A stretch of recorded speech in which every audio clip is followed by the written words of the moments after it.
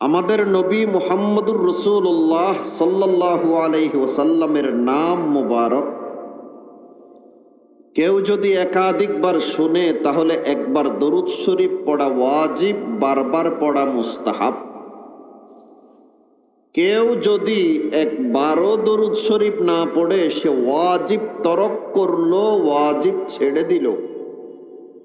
ওয়াজিব ছেড়ে দেওয়া কবিরা গুনাহ, আর কবিরা গুনাহ আল্লাহর দরবারে তওবা ব্যতীত মাফ হয় না। সেজন্য নবীজির নাম শোনার সাথে সাথে সকলেই দরুদ শরীফ পড়ব সাল্লাল্লাহু আলাইহি ওয়াসাল্লাম। দরুদ শরীফ পড়লে লাভ আসেনি। হাদিসে আছে আল্লাহ পাকের নবী বলেন, ক্বালা রাসূলুল্লাহি সাল্লাল্লাহু আলাইহি ওয়াসাল্লাম, মান সাল্লা আলাইয়া ওয়াহিদাতান সাল্লাল্লাহু আলাইহি আশরা সালাওয়াত ওয়া হুত্তাত আনহু আশরু খতিআত ওয়া রুফিআত লাহু আশরু দারাজাত আও কামা ক্বালা আন-নাবিয়্যু আলাইহিস সালাতু ওয়াস সালাম।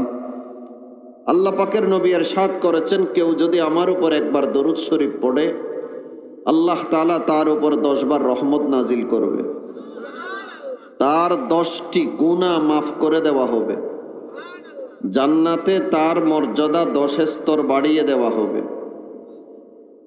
আরেক হাদিসে আছে, তিরমিজি শরীফের হাদিস, হাদিসের বর্ণনাকারী উবাই ইবনে কাব রাদিয়াল্লাহু তাআলা আনহু, উনি বলেন, ইয়া রাসূলুল্লাহ ইন্নী উকসিরুস সালাতা আলাইকা, আমি আপনার উপর বেশি বেশি করে দরুদ শরীফ পড়ি। ফাকাম আজআলু লাকা মিন সলাতি, আল্লাহর দরবারে প্রার্থনা করার জন্য আমি একটা সময় নির্ধারণ করে রেখেছি, সেই সময়টার মধ্যে কি পরিমাণ দরুদ শরীফ পড়ব।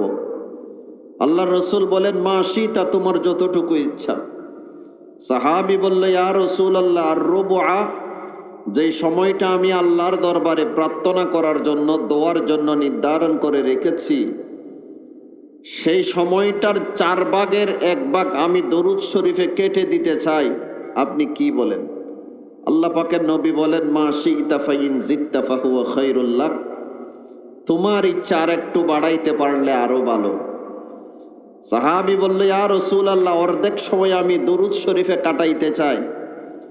আল্লাহ রসুল বলেন, মা শিতা ফাইন জিত্তা ফাহুয়া খায়রুল লাক, তোমার ইচ্ছা আর একটু বাড়াইতে পারলে আরো ভালো। সাহাবী বলল, ইয়া রাসূলুল্লাহ ফাসসুলুসাইন, যেই সময়টা আল্লাহর দরবারে দোয়া করার জন্য নির্ধারণ করে রেখেছি, সেই সময়টার 3 ভাগের 2 ভাগ দরুদ শরীফে কাটাইতে চাই, আপনি কি বলেন? আল্লাহ রসুল বলেন, মা শিতা ফাইন জিত্তা ফাহুয়া খায়রুল লাক, তোমার ইচ্ছা আর একটু বাড়াইতে পারলে আরো ভালো। সাহাবী বললেন, ইয়া রাসূলুল্লাহ 4 ভাগের 1 ভাগ বলে দেখলাম আপনি সন্তুষ্ট হচ্ছেন না, অর্ধেক বললাম, 3 ভাগের 2 ভাগ বললাম, আপনি তো রাজি হচ্ছেন না। ঠিক আছে, যে সময়টা আমি আল্লাহর দরবারে প্রার্থনা করার জন্য নির্ধারণ করে রেখেছি, সেই সময়টার মধ্যে আর প্রার্থনা করব না, শুধু দরুদ শরীফ পড়ব, পুরো সময়টা দরুদ শরীফে কাটাই দেবে। ইয়া রাসূলুল্লাহ আপনি কি বলেন? তখন আল্লাহর রসুল বলেন, ইযান তুকফা হাম্মাকা ওয়া ইউগফারু লাকা যামবুক, এমনটা যদি আপনি করেন আপনার জীবনের সমস্ত গুনাহ আল্লাহ মাফ করে দিবে এবং আপনার যত পেরেশানি আছে সব পেরেশানি দূর করে দিবে। এই হাদিস দ্বারা বোঝা গেল, টেনশন মুক্ত জীবন যদি আমরা চাই, গুনাহমুক্ত জীবন যদি আমরা চাই, আমাদের দায়িত্ব হলো মুহাম্মদুর রাসূলুল্লাহ সাল্লাল্লাহু আলাইহি ওয়াসাল্লামের উপর বেশি বেশি করে দরুদ শরীফ পড়া। আল্লাহ আমি গুনাহগার সহ সবাইকে আমল করার তৌফিক নসিব